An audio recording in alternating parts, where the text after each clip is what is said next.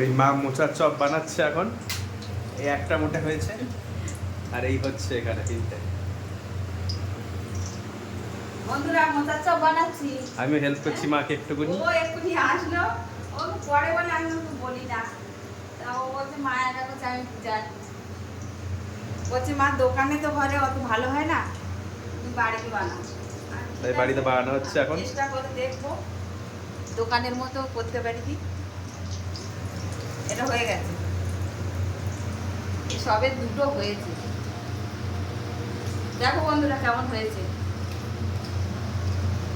হয়েছে হ্যাঁ দোকানের মতো। বন্ধুরা দেখো আমার মোচার চপ পুরো রেডি হয়ে গেছে। আর খাবো একটু কাসুন্দি দিয়ে। এটা খেয়ে দেখো। অল্প একটু খেয়ে দেখি হ্যাঁ কিরকম হয়েছে দেখো।